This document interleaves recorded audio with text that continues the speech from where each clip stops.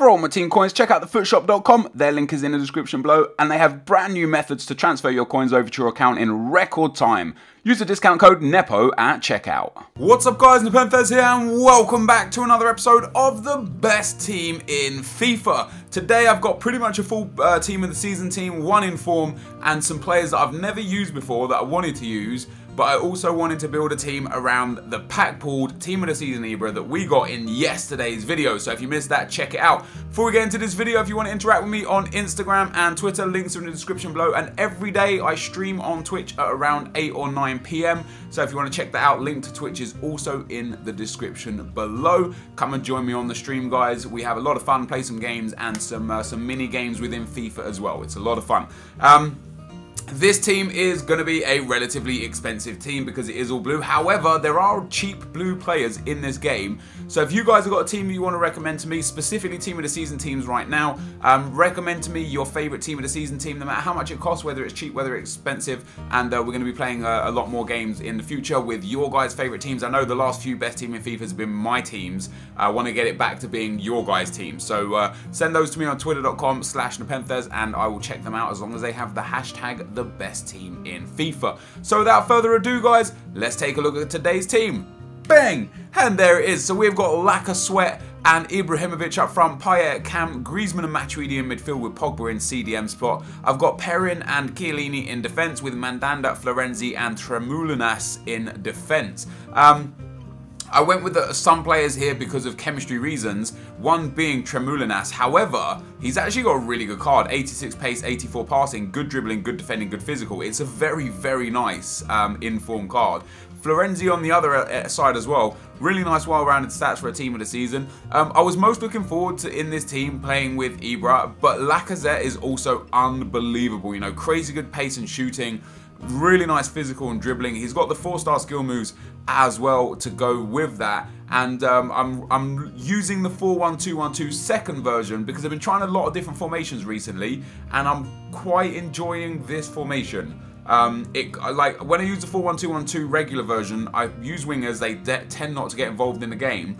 With the narrower version, the 2 centre mids actually get involved in the game, so it's pretty damn sweet. Let's get into the gameplay, guys, and show you how this team plays. Okay, guys, as we go into the gameplay, as per usual, I'm going to show you the teams I come up against and the goals that I score. Now, you see across the top, we've got the attack, midfield, and defence, and this team is just absolutely magnificent. The overall is 5-star rating from me. Obviously it's 5-star rating team anyway, but yeah, I've given it a 5-star because it was very good. The 4-1-2-1-2 is a formation I've only used a little bit through this year of FIFA, and especially only in the last week or so, but I really like it, and I'm going to explain why in a second. The best player is Lacazette.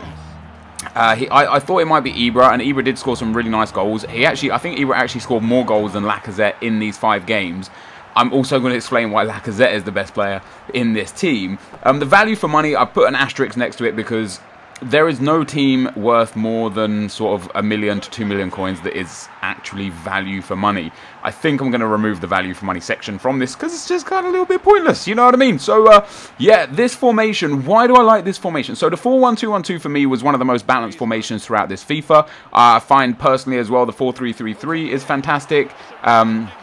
I find the 4-1-2-1-2 is very good. I found the 4-2-3-1-2 was brilliant as well. What I find with the 4-1-2-1-2 regular is that although the wingers are important, the wide midfielders, they don't get involved enough. They do like get involved in link-up play, especially from the defense through to the attack, but they're not actually involved in the attack. And when I play with wingers, I really like, you know, when you've got Neymar on one side and potentially, say, Messi on the other side, I don't want those guys to just be sitting there to pick the ball up off the left back so that they can pass it into the centre. I want them to be getting it through and playing and getting involved. With the 4-1-2-1-2,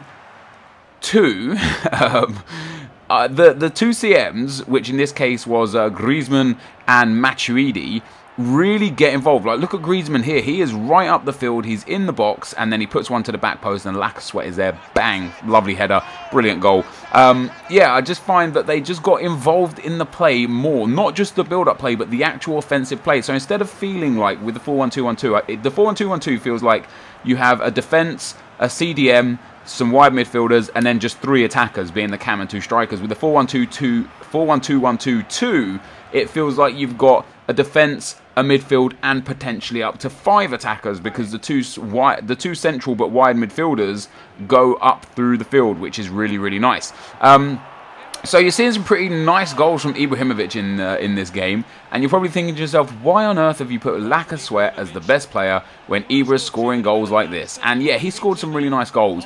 I had a lot of problems getting Zlatan into the game. I had to force the ball to him. I had to really push the ball towards him, look for him, and it kind of took away from how I was just playing the game naturally. You know, like right there, you see, I could have shot with Lacazette. I ended up waiting for Ibra to get back into the box just to try and actually play with him, because even though I set his settings to get in behind and stay forward, he would always drop deep. He kept coming into the cam and sometimes a centre midfield spot, and it was very frustrating when you got a guy who's like 73 foot tall, fantastic with heading and a brilliant shot, who just sits deep. You don't want him deep. You want him in the box. You want to be getting the ball to him. And I really had to force the play around him to get him these fantastic goals that he's scored. On the contrary, with Lacazette, he always seemed to be in the right spot. Now, I've talked about this quite a few times before, is why certain players are really important to me in this game, and even though they're not necessarily as tactically good as others, they still play better. And that's simply because of positioning and how they affect the game. For me, someone like Alexis Sanchez is such a great player because he's always seems to be in the right spot at the right time. And the same can be said for Lacazette. He's always in the right spot at the right time. Every time a player chipped through ball, he was there. You saw him on the end of the ball there. He ended up sweating it across to Ibra again. Could have played it with him, could have taken it around the keeper and scored himself. Decided to go with the sweat to Ibra because I wanted to get Ibra in the game.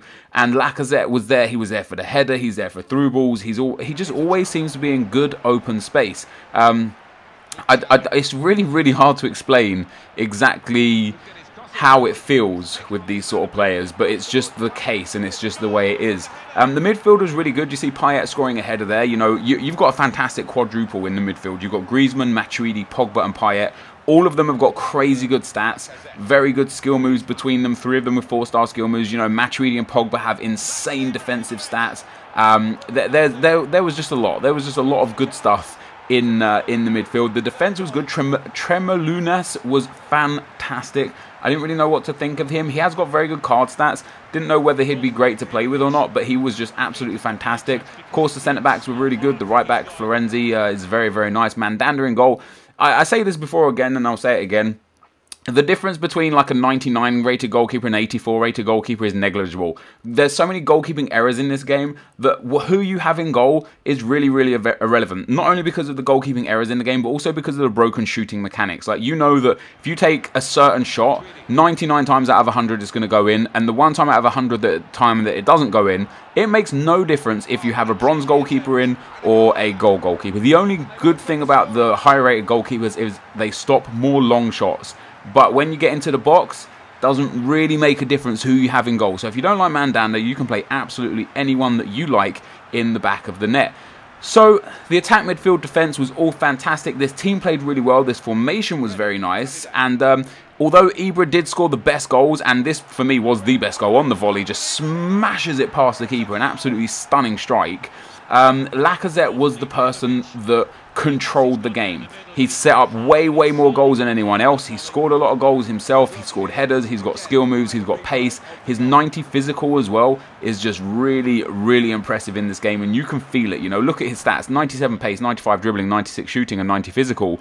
Coupled with the fact that he gets 10 chemistry and you can put whatever chem style on him you want, he's going to end up, you know, he's basically 99 in every stat in-game attributes, you know, especially for the ones that are important for him. So he was fantastic. But anyway, guys, this is going to be the end of the video. If you did enjoy it, leave a like on the video. Comment in the comment section what you enjoyed about this team. And if you've got a team or you've players that you've used and you want me to test them out, then twitter.com/Nepenthes. But thank you for watching this video, guys, and I'll see you next time. I'm out.